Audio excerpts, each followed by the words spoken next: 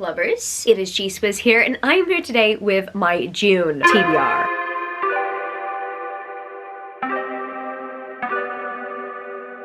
I seriously cannot believe that I'm making a TBR for June. We are this close to being completely mid-year. Every month just keeps passing by, and you know how I'm getting through these months quickly? I'm reading a lot. And this month, or at least the first half of this month in particular, I want to read a bunch because Babe is happening this month. If you guys don't know, Babe stands for Books and Ball Gowns Event, or Ball Gowns and Books Event, and I am really excited. Unfortunately, I'm not going to the actual like Friday night ball, but I will be attending the Saturday all-day signing. So I'm very much looking forward to that. And I did read some books from authors who are attending Babe in anticipation for the event last month, but I didn't get to them all. And there are a few more that I would definitely love to get to. Actually, I want to devour a full series before I get to Babe, and at least like one book from one specific author. And who knows, maybe I might complete another. And then I have some other books that I have just been so excited to read, but I haven't gotten to yet that I want to get to. Some new releases I'm gonna mention.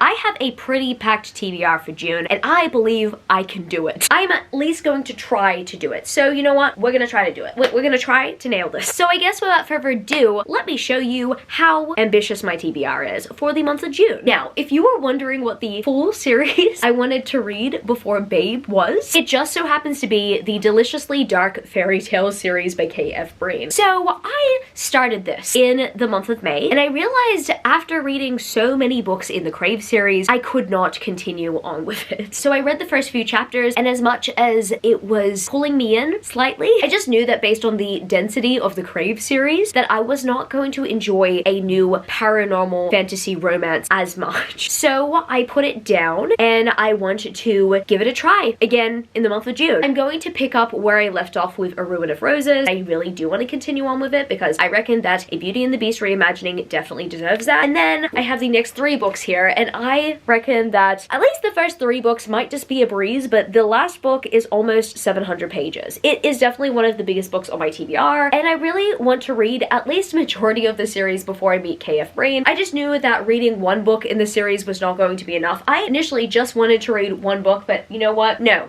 I'm a series binger. That's just not me.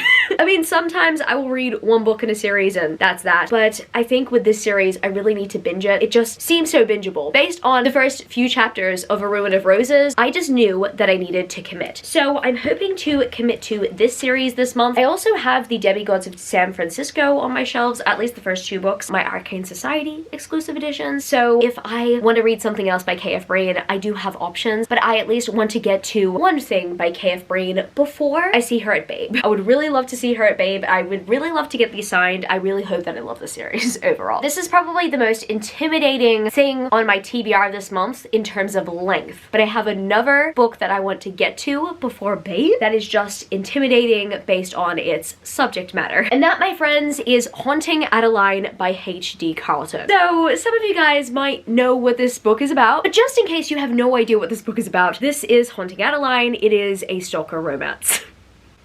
Yeah. Haunting Adeline is the first book in the Cat and Mouse duet. This is a duology. I believe that in total, this series is like somewhere between 1,200 and 1,300 pages. This book alone is like close to 600 pages. Yeah, so this book is chunky. The second book is even chunkier, but I want to devour at least one of these books before I go to Babe because I would like to meet H.D. Carlton. I am also picking up a special Mystic edition of Does It Hurt by H.D. Carlton there as well, and I'm thinking of purchasing Satan's Affair, which happens to be a short book from H.D. Carlton as well. I've heard good things about H.D. Carlton's books, but in the sense that they are really addictive reads. My bookish friend that I met at Rare, Tyler, absolutely adores H.D. Carlton's work. She was telling me about her top 3 favorite authors, and she said H.D. Carlton was one of them, and you know what? We have very similar bookish tastes, and so I reckon even though I might not agree with the subject matter, even though I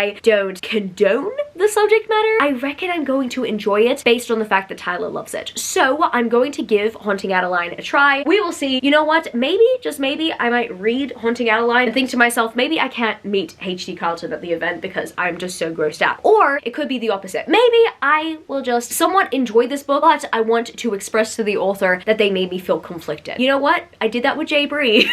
So I might be able to do that with HD Carlton. We will see how we go with Haunting Adeline. I don't know whether I'm making the best decision for this month or whether I'm making the worst. So, I mean, we will find out together. If I do get to Haunting Adeline, I will have a lot to talk about in my June wrap-up. And finally, in terms of authors attending Babe, I might just want to continue on with the Madison Kate series by Tate James. Now, if you don't know, I happened to read the first book in the month of May, and I enjoyed it. It wasn't my favorite. It was a 3.5 stars for me. And I do want to continue. Like, I'm really curious about what is going to happen. Like, I'm very curious about the series direction. I am curious as to why everyone likes it. I found the first book to be okay. Like, it was a fun character adventure. I loved the first chapter. The first chapter really held me. And then the book went on a little bit of a lull for quite some time. And then the end of the book hooked me. So I'm really hoping that with the rest of the series, I am hooked the entire time. And that I also get attached to the love interests because honestly, I don't know who I like. As much as I enjoyed the first book in the Madison Kate series, I don't feel an attachment to any of the guys in here. I empathize with Madison Kate, but I just really want to know what's up. I mean, this is a Why Choose Romance series, and I am just not on any of their sides at the moment. Like, I mean, they seem cool, but I'm not attached. First book was a fun time, but I just want to know more about the series, and I reckon that I shouldn't have just read the first book. I think I need to continue. And you know what? I honestly don't know whether I'm going to have enough time to read this before Babe, because, I mean, my main priority is to get through the 5 books that I just showed to you guys, and I don't even know if I'm going to get through those either. I just know that once I read Haunting Adeline, it's probably over for me. Like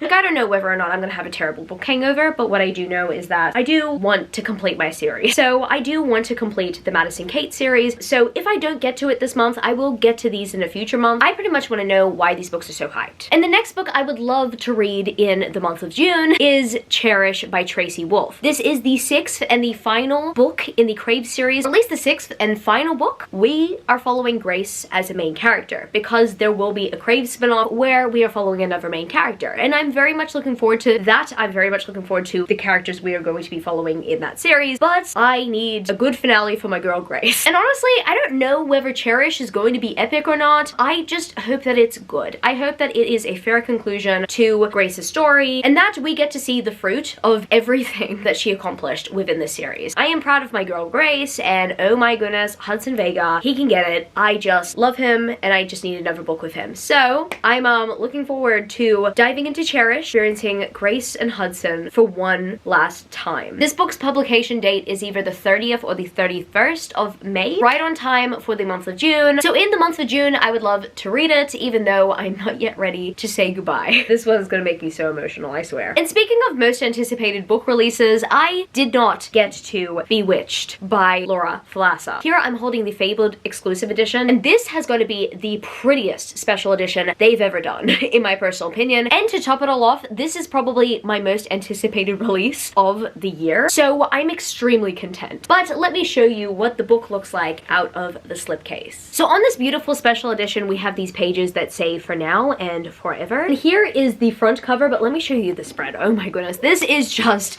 beautiful. This is gorgeous. I want Fable to do designs like this more often because oh my goodness, I can't fault this edition. It's so beautiful. I'm just so pumped because Laura Falasa is one of my favorite authors of all time. I'm totally amazed at this edition. This is the first special edition I've seen of Bewitched, and I'm very much looking forward to reading this book. I've heard great things from those who have read it. It actually came out mid-April, and I have not had the chance to read it because at the time, I believe I was getting ready for Rare, and I was really busy with rereading Crave and doing so much between publication and now. So I'm hoping that the month of June is the time time that I will read it. I also want to read it this time of year because I believe that June of 2022 was the month that I read the Bargainer trilogy. So it will have been a year since I first read one of my favorite trilogies of all time, and this book actually takes place within the same universe. So it is definitely fitting. Also, I just need to show you the slipcase again. Here on the back of the slipcase it says, "Reveal the memories that is curse sought to hide, for now and forever." This is just absolutely beautiful. But anyway, this is a TBR video, not a book haul. I'm just really excited to read this. I only received this in the mail recently, so it's finally here. I finally have a physical copy of it. I haven't actually seen it in stores whatsoever, so I'm hoping to see a paperback soon because I really just need to add it to my collection. And like, I haven't even read it, but I just know that it's going to be one of my favorite books of the year. I just know it. I mean, I trust Laura Falasa. And another new release that I would like to read in the month of June is a new release that has taken the booktranet by storm. I'm not gonna lie, I don't understand the hype that's surrounding this book, but I want to find out why this book is so hyped. That, my friends, is Fourth Wing by Rebecca Yarros. Guys, if you're wondering, yes, I got the first edition printing of the US edition, I believe. Oh my goodness, it's by Entangled Publishing. And this is really cool. This is awesome. I saw this go around on the internet and the fantasy romance community was like, oh my god, like the first printing of these books have these pages. So I'm happy I have this. I initially was gonna pass up on the Fairy Loot edition, but now everyone's saying that this is the best book that they've read, and I just want to know whether it is worth collecting this series or not. Because I mean, I promise, I don't look at book series and think to myself, I want to collect it all the time. I feel that way with certain authors. But this is an interesting situation. I know nothing about this book at all whatsoever, and everyone is saying that it is the best book of the year. So I am very much curious about it. You know what? If it happens to be my favorite book of the year that I've read, then I know I'm not going to be special because everyone is saying that it's their favorite book that they've read this year. And I got very lucky because I decided around a few days before the book's publication that I was going to add it to my pre-order order from Barnes & Noble, because I pre-ordered a bunch of US editions of books due to the fact that they had a 25% off pre-order sale. Around 5 days before this book was published, I purchased it and I got it sent to my parents' place and they just gave it to me recently. I'm so happy because I now have one in my possession, and apparently only recently these editions have been marked as out of print. So they're in US and Canadian stores while stocks last at the moment. So if you guys are wondering if I purchased this from a reseller, no, I just so happened to pre-order it before pre-orders were over for it, because as soon as this book got published, everyone was scrambling for this edition, at least here in Australia, because I'm seeing so many buy swap sell groups post in search ofs for Fourth Wing. I have heard of Rebecca Yarros, but I had no idea that she was the author of some other romance books. I have a friend who loves her backlist and is going through her backlist, but I had no idea, based on the cover designs, that she was the same author as Fourth Wing. So I reckon I'm gonna make Fourth Wing my first book by Rebecca Yarros, and we will see how I go from there. But honestly, I'm not gonna lie, this right here does not scream new adult fantasy romance. This definitely kind of screams like young adult dystopian to me. So this cover might just be deceiving to me.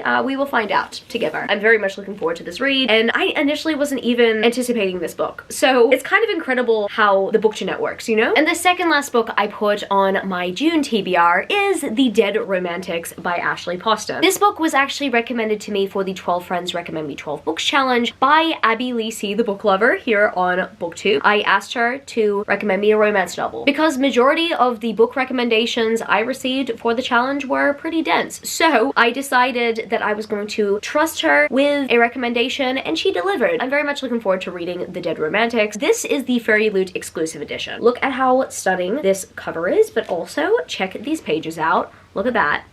So cute. And then additionally, it has been signed by the author. Look at those end pages, they're so pretty. And then we have this. This is so gorgeous. I could not help but purchase this beautiful special edition, and I got really excited when I found out that Abby wanted me to read it. So I decided that this was going to be my recommended book pick of the month. And look, I haven't even read one for the last month. I don't think I got through one in the month of May, so I really do need to catch up. I've only completed 4 of the challenges at the moment. I didn't even think about the challenge in May day because things just got pretty hectic with my Crave reread and with reading books for Babe and just manga on the side. I just wasn't ready to continue on with the challenge, but this is going to be an easy read for me. Hopefully it is. Maybe it will just get me and maybe I have to put it down. We will see. I just hear that it is a good contemporary romance with a paranormal twist to it. And the final book I've decided I wanted to add to my June TBR is The High Mountain Court by A.K. Mulford. So if you guys don't know, I actually met A.K. Mulford at Rare 2023 and I really enjoyed my experience meeting her and going to Rare. And I've heard so many great things about The High Mountain Court from so many people, including Abby, who I just mentioned. And now I really want to read it sometime soon. I really do need to get into more fantasy romance because fantasy romance, romantasy as they call it these days, is technically my favorite genre and this series falls under that. So I really want to get to the series, but I think I'm just even more motivated to read the series, not just because Abby loves it, but because A.K. Mulford is an amazing person and I loved talking to her. So I want to continue to support her. I want to read her books, I want to support her. But I just hear great things about the romance within this book. So I at least want to get to the first book this month. All the books in the series, I believe, are standalone companion books. So if I at least read The High Mountain Court this month, it's not like I'm committing myself to a full binge read. I am the only one who commits myself to these full binge reads, okay? But I mean, sometimes I gotta do what I gotta do. But when I see this book series on my shelf, I just know that I don't really need to commit to a full binge read straight away. I would like to catch up to the series and get caught up by the end of the year. But yeah, you know what? There's no rush. I just definitely need to get started on it though, because this book apparently I am missing out on. So I guess that's gonna be it for this video today, book lovers. If you happen to stay till the end of the video, leave me the orange heart emoji. And if you happen to enjoy this video, don't forget to give it a thumbs up and subscribe to my channel if you haven't yet already. Join the amazing community of book lovers. And also I have social medias. I'm at GSwizzleBooks on Twitter and Instagram, and I'm also Goodreads. That's www.goodreads.com/gswizzle. And finally, I'm at TikTok. I'm at GSwizzle on TikTok if you want to follow me there for some bookish content. I love you, book lovers, and I will see you later. Peace. How did I weigh half and I flipped it in a double?